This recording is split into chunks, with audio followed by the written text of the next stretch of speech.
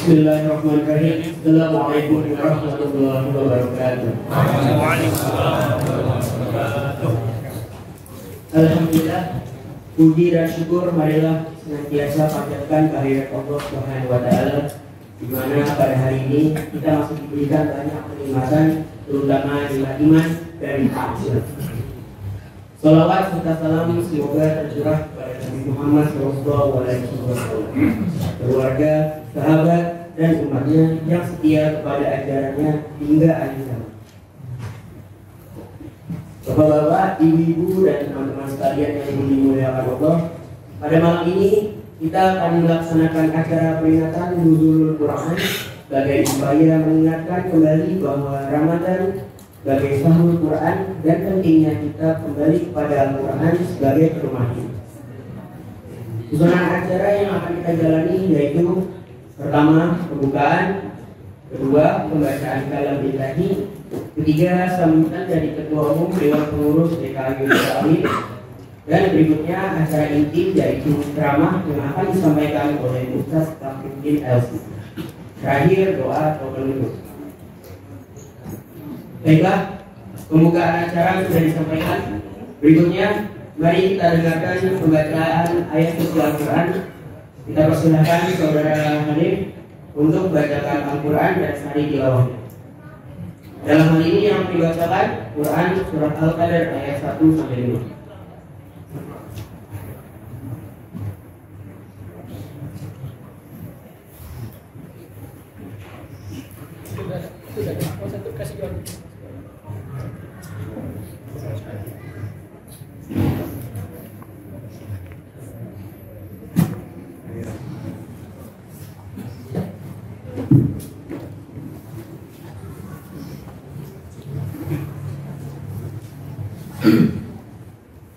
Assalamualaikum warahmatullahi wabarakatuh.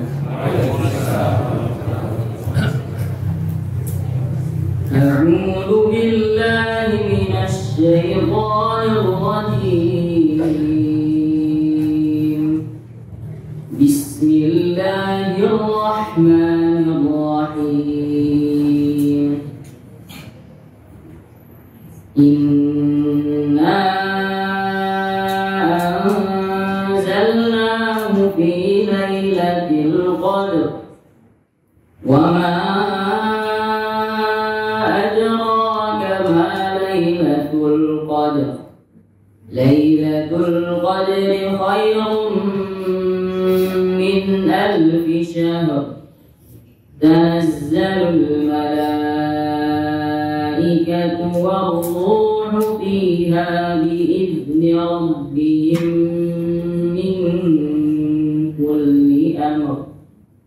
سلام هي حتى مطلع الفجر. Assalamualaikum warahmatullahi wabarakatuh.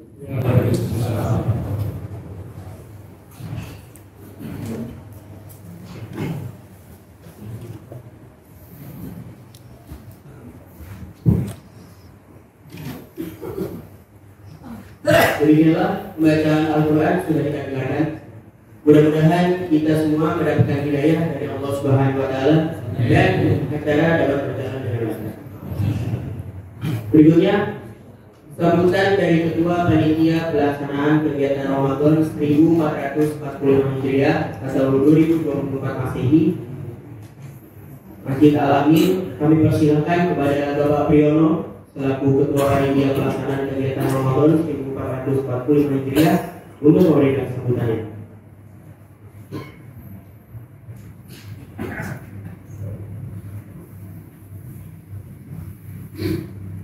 Bismillahirrahmanirrahim. Assalamualaikum warahmatullahi wabarakatuh. Waalaikumsalam. Alhamdulillah wa kafa, salatu wassalamu ala nabiyina Mustafa wa ala alihi wa ba'du. Bapak-bapak dan ibu-ibu dan mas sekalian yang dirahmati Allah Subhanahu wa taala. Bersyukur kita kepada Allah Subhanahu wa taala. Alhamdulillah pada malam hari ini Allah masih berikan kesempatan kepada kita semua untuk sama-sama mendulang pahala, meraih kemuliaan yang Allah janjikan di bulan Ramadan ini, dan kita akan segera masuk ke babak final. Mudah-mudahan Allah mampukan kita semua menggapai takwa. Amin ya rabbal alamin. Yang kami hormati Bapak Ketua DKM, Bapak Ani Sofian, dan para pengurus Masjid Al-Amin, juga Ustadz Hanif Elsi yang telah berkenan hadir untuk memberikan tausiah kepada kita semua pada malam hari ini berkaitan dengan peringatan malam Nuzulul Quran atau turunnya Al-Quran, yang tentu kita sama-sama ketahui bahwa Al-Quran adalah suatu kemuliaan, kertas yang berhubungan dengan Al-Quran saja dimuliakan oleh Allah Subhanahu wa Ta'ala, apalagi kita. Maka Rasulullah SAW katakan, khairukum man ta'allama al-Quran wa 'allama. Sebaik-baik kalian adalah orang yang belajar Al-Quran dan mengajarkannya.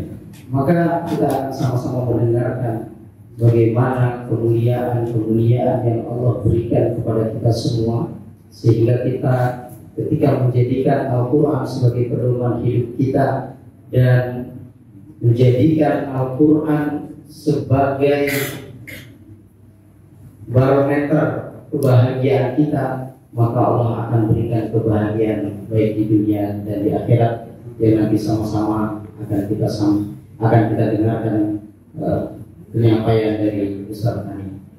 Dan terima kasih atas segala partisipasi dan dukungan dari jamaah sekalian, sehingga baik acara Nuzulul Quran ini terselenggara maupun acara-acara yang lain, mulai dari Tarhib Ramadan, kemudian pesantren Umahat atau pesantren ibu-ibu, ya. Kemudian telah kita selenggarakan juga pesantren anak-anak 3 hari. Kemudian insya Allah kita akan segera mengadakan pada hari Ahad pesantren remaja yang akan kita selenggarakan pada tanggal 31 Maret pada zuhur. Pada Bapak Ibu yang memiliki putra putri yang masih remaja, silahkan nanti bisa mendaftarkan untuk kegiatan sanlat remaja. Kemudian panitia zakat fitrah dan zakat mal juga telah membuka pendaftaran, insya Allah mulai besok, ya. Mulai besok 30 Maret sampai dengan 8 April dan didistribusikan pada tanggal 9 April insya Allah. Kemudian panitia juga akan mengadakan iktikaf 10 hari terakhir di bulan Ramadan dengan mengisi dengan tahajud berjamaah dan insya Allah disediakan sahur bersama. Kemudian sholat Idul Fitri 1445 Hijriah akan diadakan oleh Forum Silaturahim Masjid dan Mushola se-Bumi Mutiara, dan halal bihalal insya Allah DKM akan menyelenggarakan, DKM dan pengurus RW 32 akan menyelenggarakan halal bihalal pada hari Ahad tanggal 21 April 2024. Demikian untuk kurang lebihnya mohon dimaafkan atas segala kekurangannya. Mudah-mudahan Allah memampukan kita semua untuk istiqomah di jalannya. Amin ya rabbal alamin. Terima kasih. Assalamualaikum warahmatullahi wabarakatuh.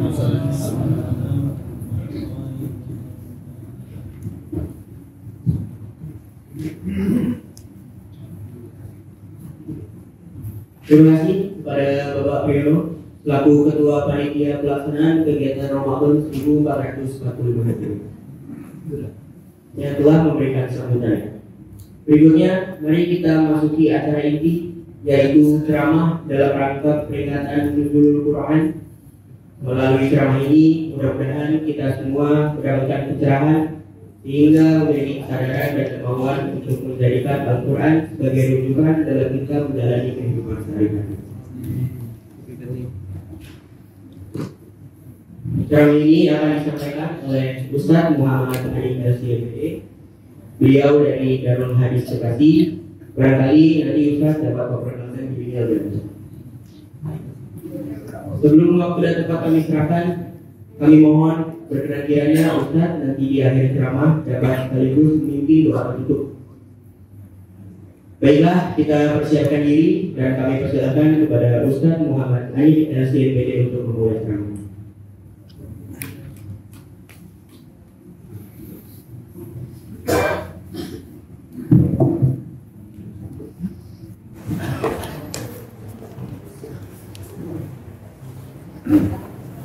Bismillahirrahmanirrahim.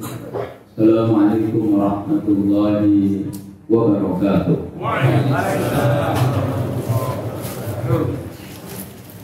Innal hamdalillah nahmaduhu wa nasta'inuhu wa nasta'fihi wa nastaghfiruhu wa natubu ilayh. Wa na'udzu billahi min shururi anfusina wa sayyiati a'malina. Man yahdihillahu fala mudilla lahu wa man yudlilhu fala hadiya lahu. Asyhadu an la ilaha illallah wahdahu la syarika lahu wa asyhadu anna Muhammadan abduhu wa rasuluhu la nabiyya ba'dah. Amma ba'd. Wa qala Allahu 'azza wa jalla fi kitabihil karim, a'udzu billahi minasyaitonir rajim. Kama arsalna fikum rasulan minkum yatlu 'alaikum ayatina wa yuzakkikum wa yu'allimukumul kitaba wal hikmata wa yu'allimukum ma lam takunu ta'lamun. Yang sama-sama kami hormati para pengurus DKM Masjid Al-Amin Komplek Bumi Mutiara, Ketua Panitia Ramadan, Bapak Ibu sekalian yang tidak dapat saya sebutkan satu persatu namanya, namun tidak mengurangi takdim kami kepada beliau semua. Adik-adik sekalian, mudah-mudahan kita semua dimuliakan oleh Allah Subhanahu wa taala. Alhamdulillah, kita bersyukur kehadirat Allah. Kita dikumpulkan oleh Allah dalam kebaikan yang sangat banyak.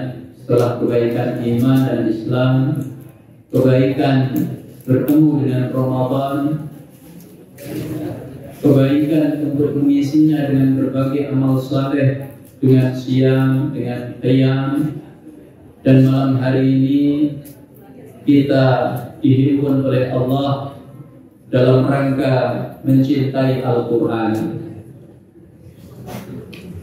Bapak itu dimuliakan oleh Allah. Mudah-mudahan sebagaimana pada malam hari ini kita disatukan oleh Allah di rumah Allah yang mulia ini oleh Al-Quran, maka mudah-mudahan kelak di akhirat kita kembali disatukan oleh Al-Quran di surga Allah Subhanahu wa taala. Salawat dan salam tidak lupa kita haturkan kepada suri tauladan kita Rasulullah Muhammad sallallahu alaihi wasallam, pada keluarga, para sahabat, orang-orang yang istiqamah di jalan beliau. Mudah-mudahan kita semua diberikan pertolongan oleh Allah untuk bisa istiqamah di atas sunnah beliau hingga akhir hayat kita. Saya tadi agak ragu, pengajian habis tarawih, habis witir, apa iya ada jamaahnya? Ternyata Masjid Al-Amin memang beda. Masya Allah, penuh.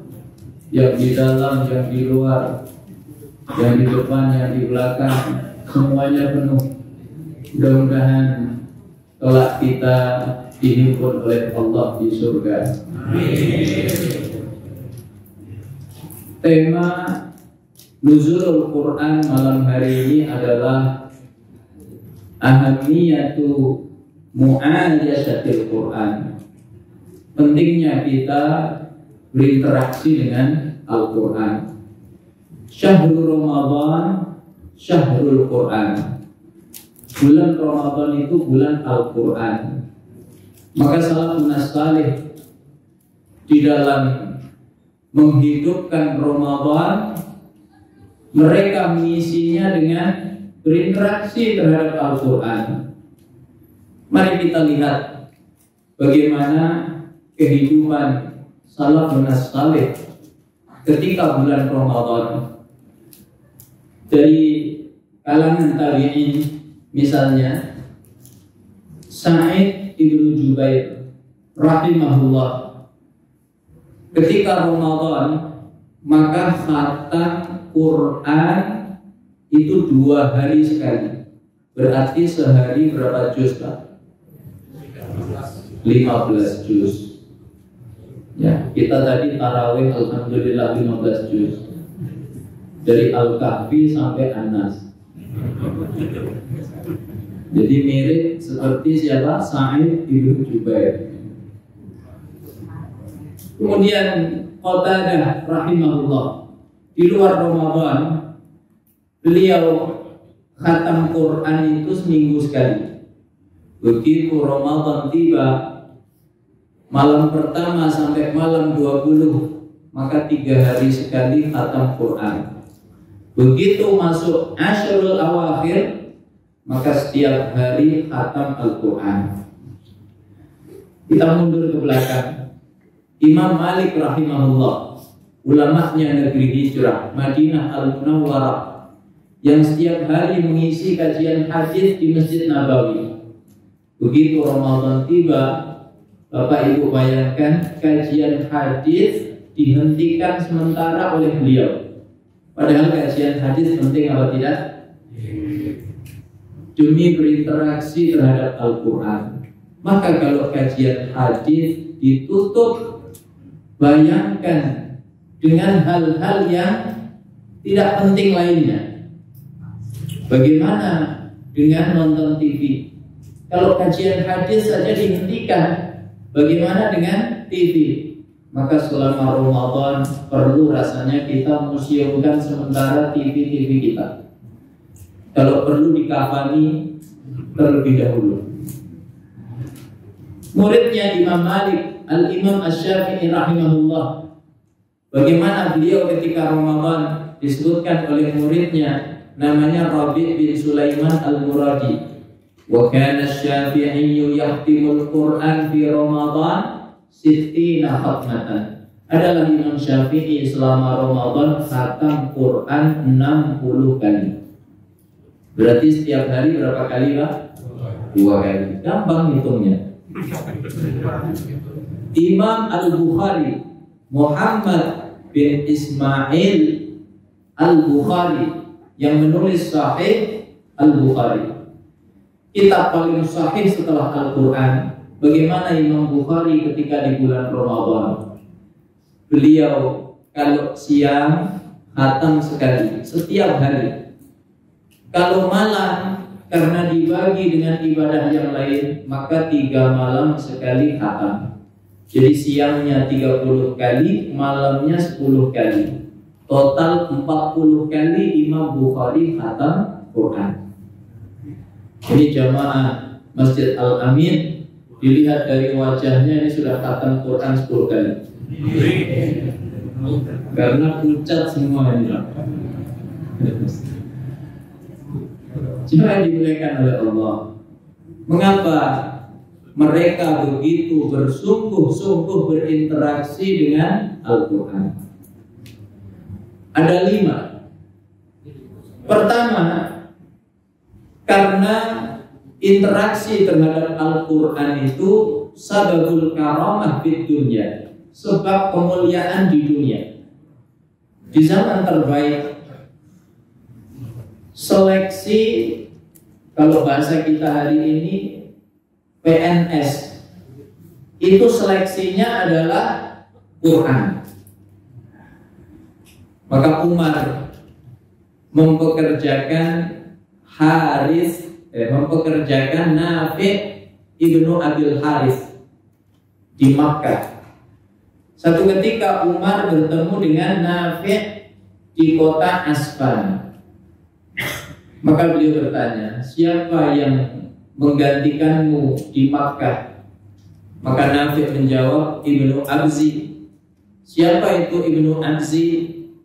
Dia adalah maula min mawalina.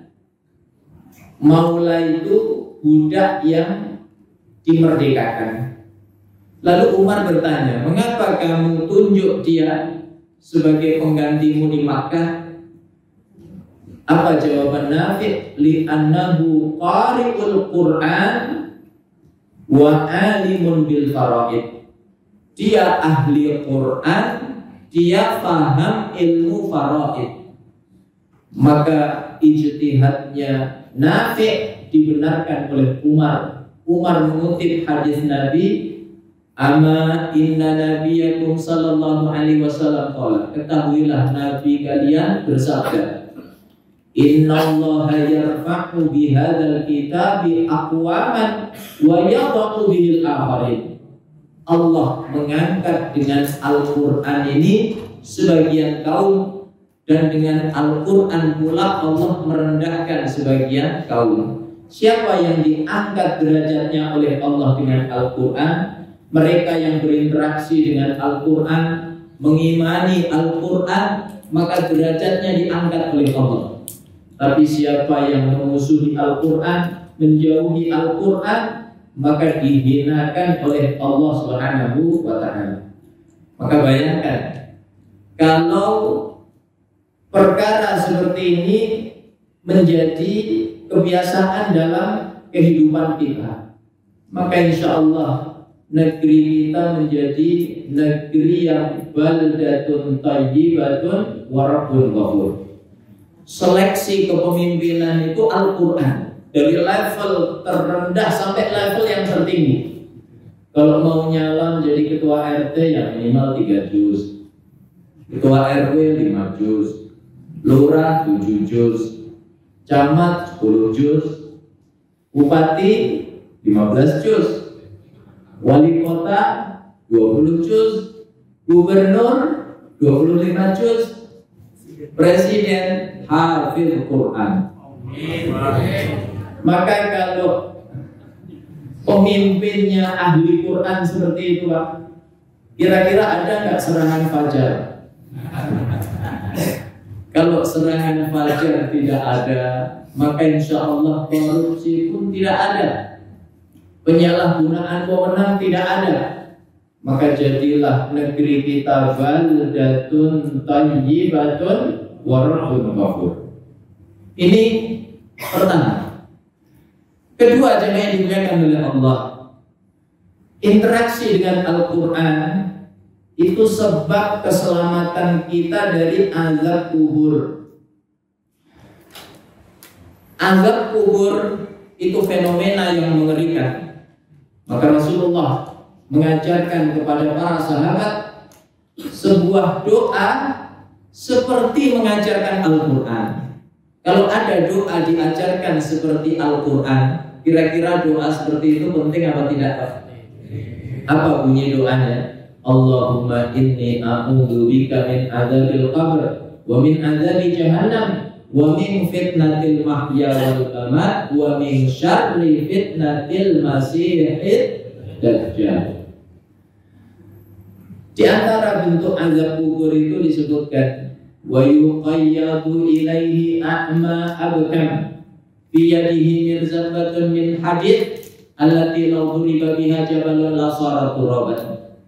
Orang yang meninggal itu dikuasakan kepada makhluk yang bisu, yang buta, di tangannya terdapat gada yang terbuat dari besi. Kalau gada itu dipukulkan ke gunung, maka gunung pun hancur jadi debu.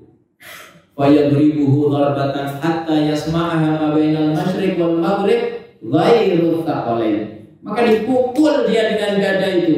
Suara pukulan itu terdengar dari ujung timur hingga ujung barat, didengar oleh seluruh makhluk Allah. Hanya dua yang tidak mendengar, yaitu manusia dan jin. Maka apa yang menyelamatkan kita dari azab kubur? Ada satu surat dalam Al-Quran, kata Nabi, hiya al-mani'atu min azabil qabr. Surat itu adalah penghalang dari azab kubur. Surat apa itu, Pak? Al-Mulk, yang ayatnya ada berapa? 30. Dalam hadis yang lain disebutkan, ketika orang yang sudah meninggal itu dikuburkan, didatangi dua malaikat. Malaikat apa? Munkar dan Nakir. Fa idza utiya min qibali rijlaihi taqulu ma qibali madkhal. Begitu didatangi malaikat dari arah kedua kakinya, maka surat Al-Mulk berkata, tidak ada celah dari sini. Innahu kana yaqra'u surat Al-Mulk. Dulu dia pernah baca surat Al-Mulk. Lalu didatangi dari arah perutnya, riwayat lain mengatakan dadanya, maka dikatakan nggak ada celah dari sini. Dulu dia baca surat Al-Mulk. Lalu didatangi dari arah kepalanya, maka dikatakan tidak ada celah dari sini. Dia pernah baca surat Al-Mulk. Begitu Al-Quran menyelamatkan kita dari azab kubur. Ketiga, interaksi terhadap Al-Quran itu menyebabkan al-karamah yaumal qiyamah, kemuliaan kelak di hari kiamat. Ahli Quran dengan yang bukan ahli Quran itu berbeda kelak di hari kiamat. Kemuliaan itu pertama dari aspek pahala. Pahala baca Quran itu bukan per surat, bukan per ayat, bukan per kata, tapi per huruf. Kata Nabi, man qara'a harfan min kitabillah falahu hasanah wal hasanatu bi asyri amsalihha. La aqulu alif lam mim harfan walakin alifun harfun wa lamun harfun wa mimun harfun. Siapa yang baca satu huruf dari Al-Quran, dia dapat satu hasanah, satu kebaikan yang dilipat gandakan menjadi 10 kebaikan. Aku tidak katakan alif lam mim satu huruf, tapi alif satu huruf, lam satu huruf, mim satu huruf. Quran itu ada 114 surat. Ada 6.200 sekian ayat. Ada 77.000 sekian kata. Ada 323.015 huruf. Yang nggak percaya silahkan dihitung sendiri. Maka coba, kalau kita khatam Quran, berapa pahalanya, Pak? 3.230.150. Banyak apa sedikit? Ya. Maka rugi kalau tidak khatam Quran. Apalagi sudah ketemu Ramadan berkali-kali, nggak khatam Quran juga. Itu nunggu ketemu bulan apa lagi? Ini dari aspek pahala. Kedua, dari aspek syafaat. Quran akan menjadi penolong kita kelak di hari kiamat. Iqra'ul Quran fa innahu ya'ti yaumal qiyamah syafi'an li ashabi. Bacalah Quran, Quran nanti menjadi syafaat bagi para pembacanya. Maka dalam hadis yang panjang digambarkan bagaimana Quran itu memberi syafaat. Yaji'ul Qur'anu yaumal qiyamati karrajulis syahid yaqulu li sahibihi hal ta'rifuni. Nanti Quran datang di hari kiamat dalam sosok yang wajahnya pucat. Kata para ulama, mengapa harus sosok yang wajahnya pucat? Untuk mengingatkan para pembacanya ketika mereka begadang di Masjid Al-Amin khataman Quran, maka wajah mereka pucat karena kelelahan. Maka yang pucat-pucat ini insya Allah karena sudah khatam 10 kali, bukan karena ngantuk. Maka Quran memperkenalkan diri. Hal ta'rifuni, apakah kamu masih mengenalku? Kuntul ladzi ushiru layalika wa ulmi'u hawajira. Akulah benda yang dulu ketika di dunia membuatmu begadang di waktu malam, membuat kerongkonganmu kering di waktu siang karena baca Quran. Maka Quran memberikan syafaat. Apa di antara bentuk syafaat Quran? Wa yulbasu lahu tajul waqar, dipakaikan mahkota kemuliaan.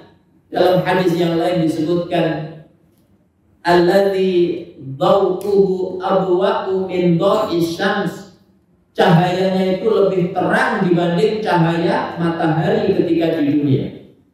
Bayangkan, orang dipakaikan mahkota itu mulia apa hina? Itulah kemuliaan ahli Quran. Tidak hanya sampai di situ, dia memberi syafaat orang tuanya. Wa yuksa walidahu bihullataini la taqumu lahum ad-dunya wa ma fiha. Kedua orang tuanya dipakaikan jubah kemuliaan yang lebih mahal dibanding dunia beserta isinya. Maka kedua orang tuanya heran. Rasanya ibadahnya biasa saja. Qiyamul lail ya kadang bangun kadang enggak. Lebih banyak enggaknya daripada bangunnya. Khatam Quran ya setahun sekali. Bulan apa itu Pak? Ramadan. Setelah itu disimpan lagi mushafnya. Puasa sunnah ya kadang-kadang saja. Lebih banyak enggaknya. Infak sedekah ya seingatnya. Kalau pas ingat ya infak, kalau enggak ya enggak. Dari mana semua kemuliaan pahala hari ini? Maka dijawab oleh Allah bita'limi waladikumal Quran, karena kamu terlibat mencetak anak-anakmu menjadi ahli Quran. Masih remaja tapi Masya Allah tilawah Qurannya seperti yang kita dengar tadi, luar biasa. Masih muda tapi sudah menjadi imam di Masjid Al-Amin. Maka kelak orang tuanya dipakaikan jubah kemuliaan oleh Allah Subhanahu wa taala. Maka mudah-mudahan Allah jadikan anak-anak kita semuanya, keluarga besar kita min ahlil Quran.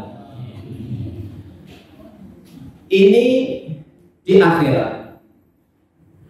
Kemudian yang keempat, jemaah yang dimuliakan oleh Allah, mengapa penting kita berinteraksi dengan Al-Quran?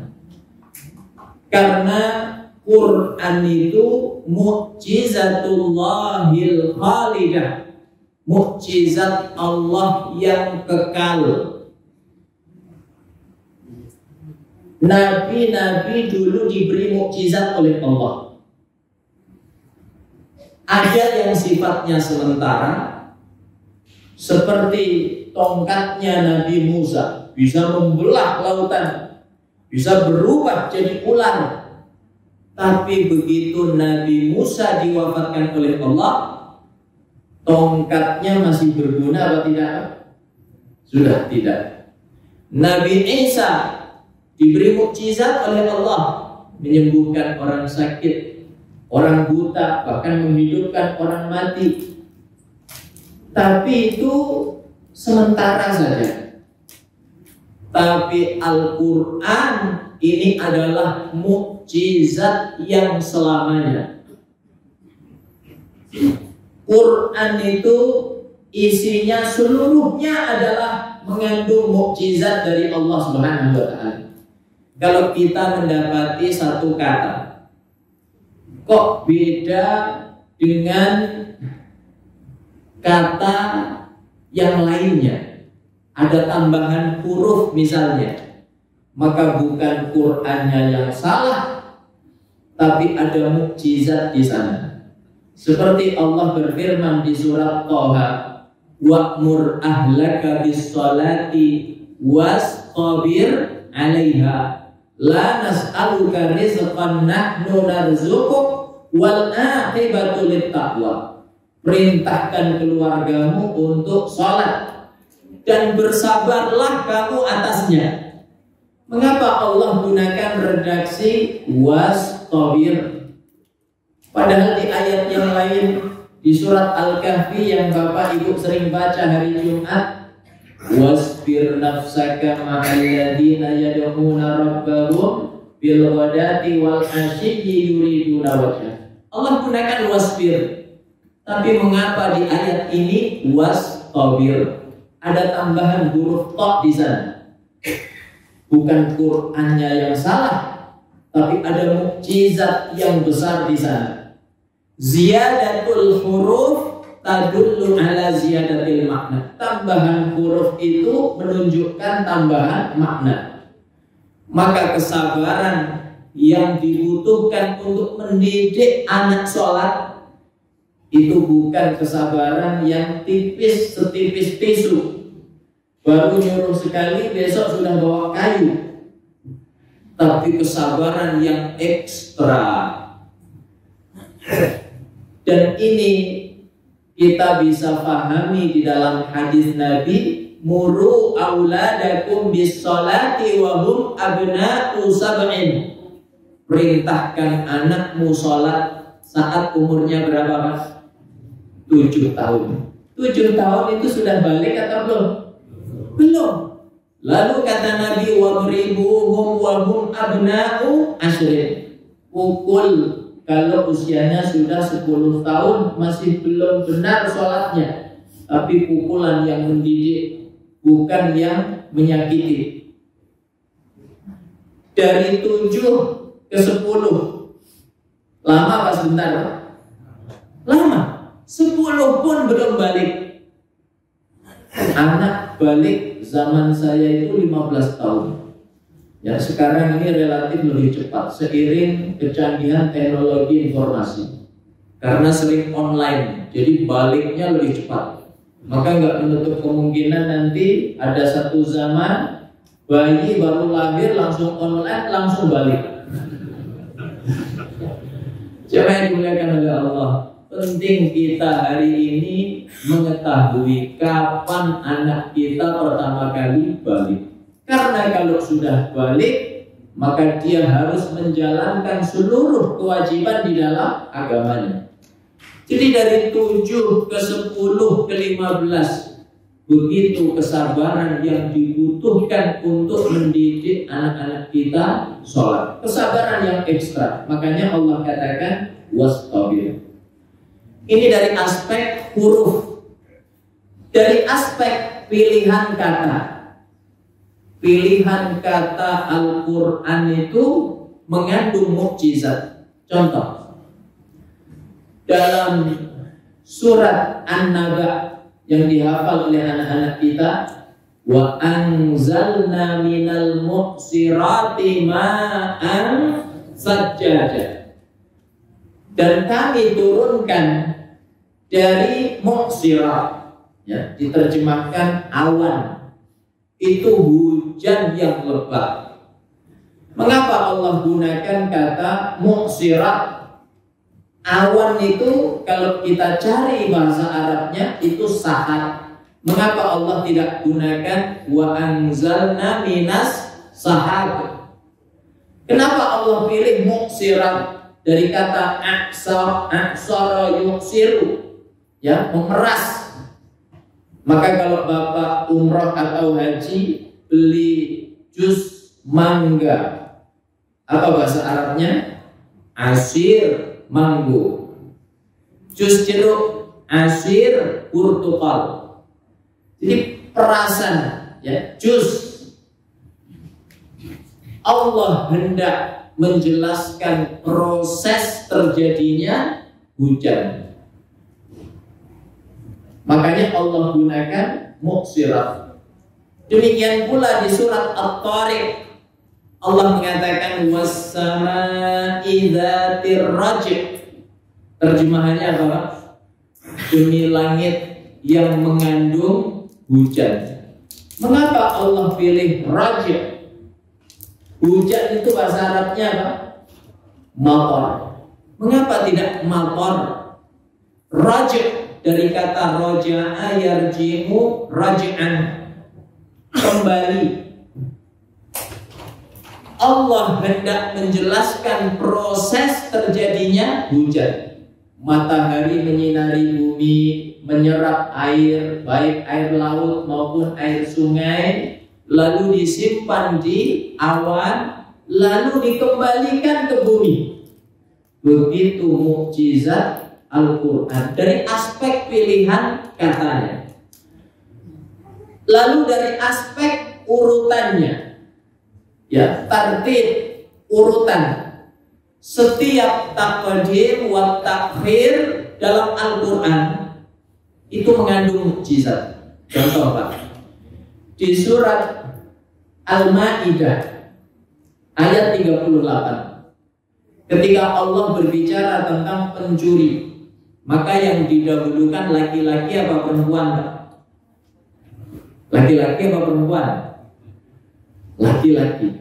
Wassariqu wassariqatu faqata'u aydiyahuma jazaa'an bima kasaba nakala minallah. Pencuri laki-laki dan pencuri perempuan, potonglah kedua tangan mereka sebagai hukuman dari Allah. Jadi yang didahulukan laki-laki apa perempuan? Laki-laki. Apa sebabnya? Karena kebanyakan pencuri itu laki-laki apa perempuan? Laki-laki, termasuk pencuri hati. Kebanyakan laki-laki. Maka kalau ibu-ibu ditanya, ibu kok bisa nikah sama bapak, gimana prosesnya? Itulah Ustaz, bapak itu mencuri hati saya pada pandangan pertama. Oh. Makanya yang didahulukan laki-laki. Tapi menarik, dalam surat An-Nur yang tadi dibaca oleh imam kita, ya, di awal surat An-Nur, ketika Allah berbicara tentang pezina, maka yang didahulukan laki-laki apa perempuan? Perempuan. Az-zaniyatu waz-zani fajlidu kulla wahidin minhuma mi'ata jaldah. Wanita yang berzina, laki-laki yang berzina, cambuklah keduanya 100 kali. Mengapa yang didahulukan wanita? Karena zina itu hanya bisa terjadi kalau wanitanya mau, wanitanya rela. Kalau tidak, maka tidak akan pernah terjadi yang namanya zina. Begitu mukjizat Al-Quran. Ini dari aspek urutannya. Lalu Al-Quran ini menjadi pelengkap sejarah. Al-Quran menyebutkan satu fakta sejarah yang tidak disebutkan oleh kitab-kitab yang lain. Contoh, Al-Quran itu menyebut kata Haman sebanyak 6 kali. Tidak ada literatur manapun yang menyebutkan kisah tentang Haman kecuali hanya Al-Quran. Ya. Wa qala fir'aunu ya Haman ibni li sarhan la'alli ablughul asbab as-samawati wal ardi, ya asbabas samawati fa'attali'a ila ilahi Musa wa inni la'adhunnuhu kadhiba. Maka sebagian orientalis menuduh Quran ini menghadirkan sosok fiktif, ya, terkait Fir'aun, yaitu Haman. Begitu dianalisa semua peninggalan tentang Fir'aun, rupanya ada di sana, ya, tertulis apa? Haman. Begitu Quran mengungkap fakta sejarah yang tidak diungkap oleh literatur manapun. Demikian pula Quran ketika mengkisahkan raja di zaman Nabi Yusuf, maka menggunakan redaksi Al-Malik. Ya, konsisten dari awal sampai akhir Al-Malik. Tapi begitu mengkisahkan raja Mesir di zaman Nabi Musa menggunakan redaksi Fir'aun. Padahal dua-duanya raja Mesir. Mengapa yang satu Al-Malik, yang satu Fir'aun? Rupanya dianalisa, Al-Malik itu raja yang tidak asli Mesir, tapi Fir'aun itu raja yang asli Mesir. Maka ada peneliti Fir'aun, ya, peneliti muminya Fir'aun, namanya Dr. Maurice Bucaille, orang yang berkebangsaan Prancis, dokter ahli bedah, yang diangkat oleh Raja Faisal, Raja Saudi, menjadi dokter keluarga. Satu ketika dia diundang oleh Presiden Mesir Anwar Sadat untuk meneliti muminya Fir'aun. Maka diteliti seluruh organnya Fir'aun itu mengandung kandungan garam yang sangat tinggi. Makanya dia awet. Ini bukti bahwa Fir'aun itu benar-benar tenggelam. Maka literatur yang menceritakan itu secara detail itu adalah Al-Quran. Dalam surat Yunus dari ayat 90 sampai 92. Wajawazna bi bani Israil al-bahra fa'atba'ahum Fir'aun wa junuduhu baghyaw wa adwa hatta idza adrakahul gharaqu qala amantu annahu la ilaha illalladzi amanat bihi banu Israil wa ana minal muslimin al-ana wa qad asaita min qablu wa kunta minal mufsidin fal yawma nunajjika bi badanika litakuna liman khalfaka ayat.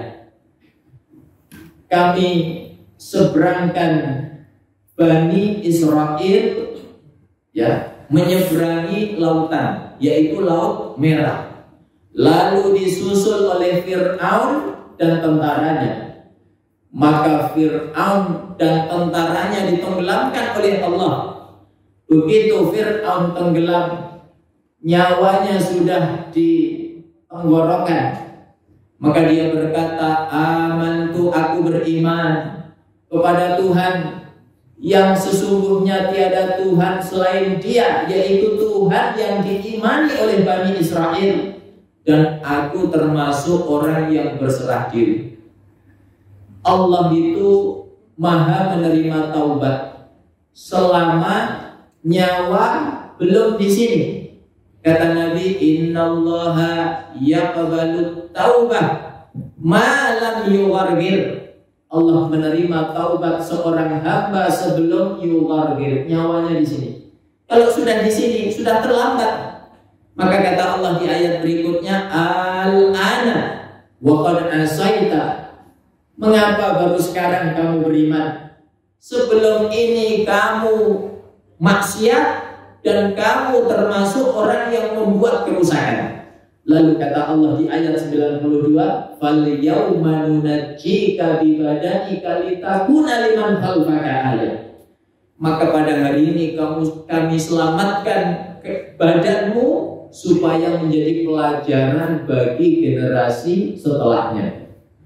Maka akhirnya Dr. Maurice Bucaille masuk Islam. Ya.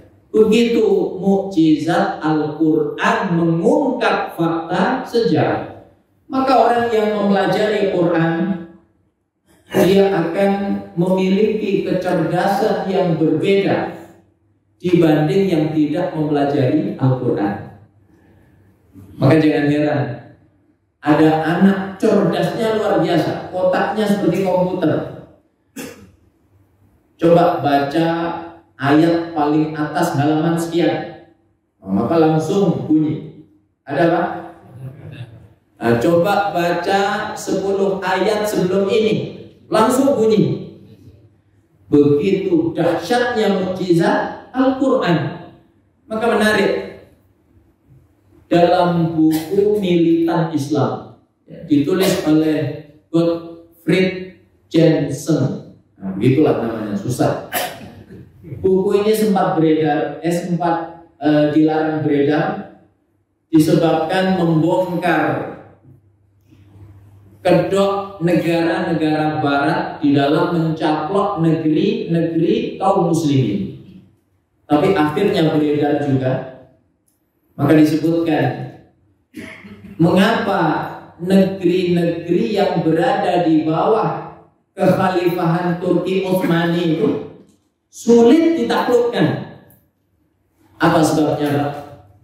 Karena anak-anak mereka sejak kecil itu sudah menghafal Quran di lembaga yang disebut katatib, ya, kutab mereka menghafal Quran. Maka begitu tahu rahasia kekuatan kaum muslimin yaitu Quran, ya, Perancis hari itu menempuh jalan Ramus. Ya, ada lembaga pengajaran Quran, hancurkan. Ada masjid, tutup. Ini metode Prancis. Kalau Inggris agak halus dia mainnya. Maka dibuat wacana sekolah itu ada 3 tingkatan. Tingkatan rendah, menengah, yang paling atas favorit. Yang paling bawah dulu, Pak. Yang paling rendah itu sekolah yang cuma mengajarkan Quran sama bahasa Arab. Kalau bahasa kita hari ini apa, Pak? Pesantren. Itu sekolah paling rendah. Yang agak menengah itu yang banyak pelajaran umumnya, pelajaran agama hanya sedikit formalitas saja. Quran yang ada paling 1 jam pelajaran saja. Itu menengah.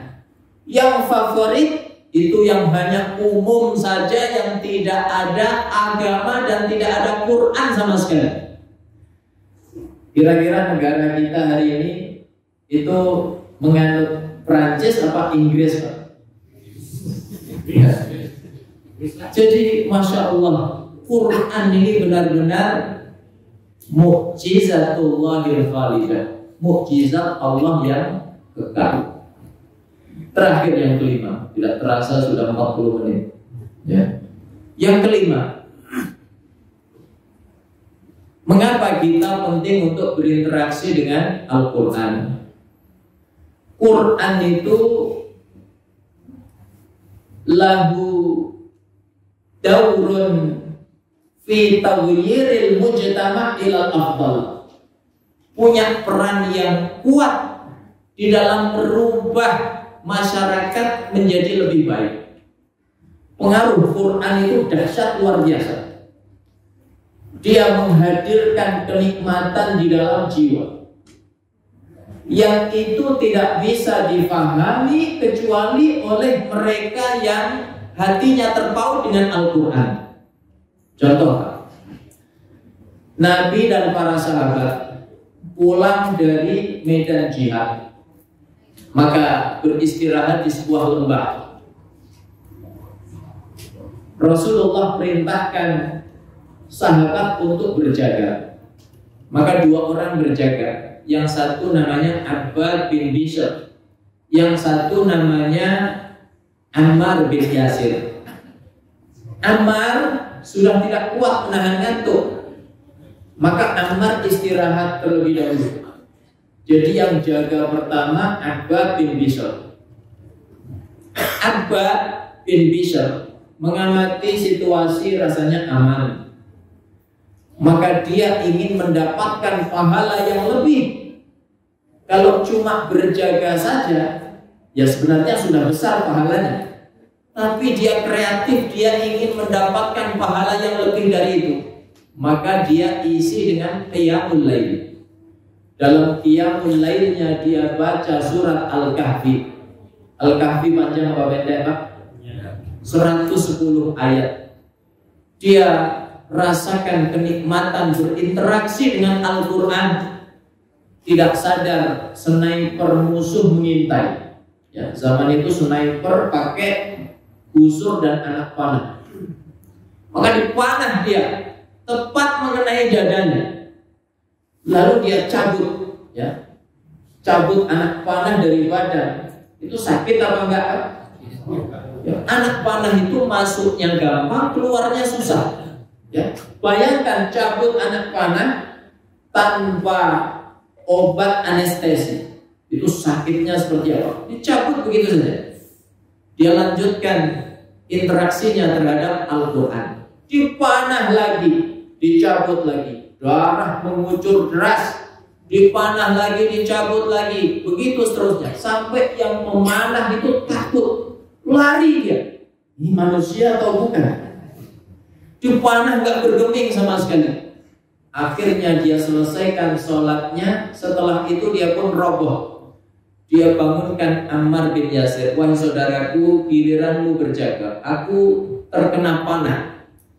Betapa kagetnya Ammar bin Yasir mendapati anak panah begitu banyak di sampingnya. Darah sudah begitu banyak mengalir. Maka dia bertanya, wahai saudaraku, mengapa engkau tidak membangunkanku sejak pertama kali engkau dipanah?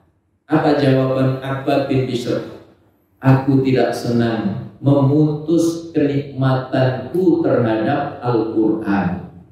Begitu dahsyatnya pengaruh Quran. Maka orang kafir sekalipun yang memusuhi Nabi, dengar lantunan Al-Quran itu bergetar hatinya. Walid bin Mughirah, bapaknya Khalid, Khalid sahabat terkemuka, dijuluki Asadullah, dijuluki Saifullah Al-Maslul, pedang Allah yang terhunus. Semua perang dipimpin Khalid berakhir kemenangan. Tapi bapaknya namanya Walid bin Mughirah. Ini orang yang Allah karuniakan kelebihan yang banyak. Dia diberi harta yang banyak, dia diberi kedudukan di tengah kaumnya, dia diberi oleh Allah kecerdasan. Maka dia tahu mana yang syair, mana yang ayat Allah. Dia tahu mana yang sihir, mana yang ayat Allah. Satu ketika dibacakan kepadanya Al-Quran, langsung bergetar hatinya. Dia langsung tahu ini ayat Allah. Dia berkata, innahu laisa bisihrin wala syi'rin. Sungguh yang dibaca itu bukan syair, bukan sihir. Innahu lamin ayatillah, itu sungguh ayat Allah. Karena kalau syair aku tahu, kalau sihir aku faham. Itu bukan syair, bukan sihir, itu benar-benar ayat Allah. Innalahu la halawah wa innalahu la halawah wa innahu ya'lu wa la yu'la alaih. Yang dibaca itu susunannya begitu indah, maknanya begitu manis. Maka ayat seperti itu pasti menang, mustahil bisa dikalahkan. Maka sejak itu dia berhenti memusuhi Muhammad. Maka kaumnya merasa khawatir. Itu kalau dibiarkan selangkah lagi dia akan masuk Islam. Maka laporlah kepada Abu Jahal. Abu Jahal akhirnya mengatur strategi. Dia datangi Walid bin Mughirah. Walid, aku lihat kaummu mengumpulkan uang untuk diberikan kepadamu. Maka seketika Walid bangkit gengsinya. Aku ini orang paling terpandang di antara kaumku. Aku orang paling kaya. Masa iya kaumku mau ngasih uang kepadaku? Apa sebabnya? Kata Abu Jahal, karena mereka melihat kamu berhenti memusuhi Muhammad. Kalau gitu gimana caranya? Caranya cuma satu. Kamu kembali musuhi Muhammad dengan permusuhan yang lebih keras dari sebelumnya. Maka akhirnya Walid bin Mughirah berpikir keras, bagaimana caranya? Oh baik, sudah ketemu. Aku akan mengatakan Quran yang dibawa Muhammad itu adalah sihir yang dipelajari Muhammad dari umat sebelumnya. Quran yang dibawa Muhammad adalah syair-syair buatannya Muhammad. Maka Allah menjelaskan nasibnya Walid bin Mughirah di neraka di surat Al-Muddathir dari ayat 11 sampai ayat 30. Zarni wa man khalaqtu wahida wa ja'altu lahu malan mamduda wa banina syuhuda wa mahattu lahu tamhida thumma yatma'u an azid kalla innahu kana li ayatina anida sa'urhiquhu sahuda innahu fakkara wa qaddar wa qutila kaifa qaddar thumma qutila kaifa qaddar thumma nazar thumma abasa wa bashar thumma abasa wa basar thumma adbara wastakbar faqala in hadza illa sihrun yu'thar in hadza illa qaulul bashar sa'uslihi saqar wa ma adraka ma saqar la tubqi wa la tadar lawahatul lil bashar 'alaiha 19. Kata Allah, in hadza illa sihrun yu'thar. Ya, dia berkata Quran ini sihir yang dipelajari Muhammad dari umat sebelumnya. In hadza illa qaulul bashar. Quran tidak lain tidak bukan perkataan manusia, yaitu perkataannya Muhammad. Maka kata Allah, sa'uslihi saqar, aku akan lempar dia ke neraka saqar. Wa ma adraka ma saqar. Tahukah kamu apa neraka saqar itu? La tubqi wa la tadhar. Neraka yang tidak menyisakan dan tidak meninggalkan sama sekali. Lawahatul lil bashar, yang membakar kulit hingga hangus. 'Alaiha 19. Pada neraka itu terdapat 19 malaikat penjaga. Begitu dahsyatnya Al-Quran. Kata para ulama tafsir, apa sebab Walid bin Mughirah terhalang dari hidayah? Padahal tinggal selangkah lagi dia dapat hidayah. Sudah tahu Quran ini kalamullah. Sebabnya punya kawan yang jahat, semisal siapa? Abu Jahal. Maka jauhi Abu Jahal di era kita hari ini. Ya. Jangan dimuliakan oleh Allah. Terakhir, bagaimana dahsyatnya pengaruh Quran terhadap hati manusia. Quran itu menjadi sebab masuknya hidayah. Di zaman tabi'in ada ahli ibadah dari kalangan tabi'in namanya Imam Fudail bin Iyad. Bagaimana masa lalunya Imam Fudail bin Iyad? Dia itu perampok yang sangat ditakuti. Maka satu malam dia masuk ke sebuah rumah untuk merampok, tapi sayup-sayup terdengar lantunan Quran dari rumah sebelahnya. Ayat yang dibaca kebetulan ayat 16 surat Al-Hadid. Alam yakni lil ladzina amanu an takhsha'a qulubuhum li dzikrillah wa ma nazala minal haqq. Belumkah tiba masanya bagi orang yang beriman untuk khusyuk hatinya mengingat Allah dan menerima kebenaran yang Allah turunkan. Ayat ini turun itu ketika usia keimanan para sahabat belum genap 4 tahun. Begitu belum bisa khusyuk di dalam sholat mereka, maka ditegur oleh Allah. Maka kata para sahabat, ayat ini teguran keras bagi kami. Padahal usia keimanan kami saat itu belum genap 4 tahun. Maka ini renungan bagi kita hari ini, yang usia keislaman kita sudah lebih dari 40 tahun. Kok belum bisa khusyuk juga? Renungkan ayat ini. Begitu Fudail bin Iyad mendengar satu ayat itu, seketika hatinya bergetar. Dia menjawab seruan ayat itu, bala ya Rabb, qad ana. Betul ya Allah, sudah tiba masanya.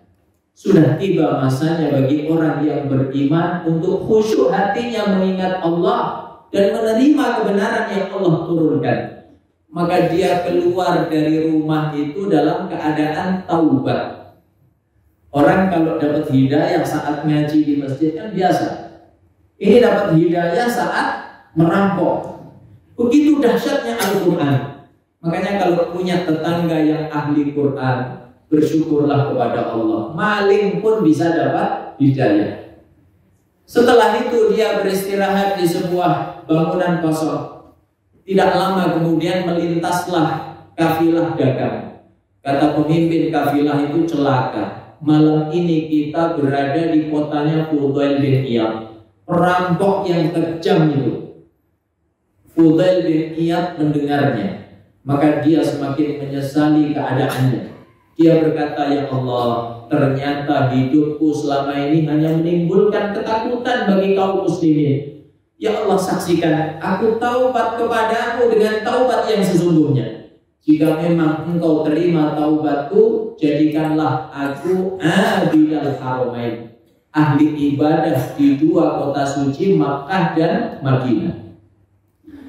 Maka sejarah mencatat Fudail bin Iyad itu menjadi ahli ibadah di dua kota suci Makkah dan Madinah.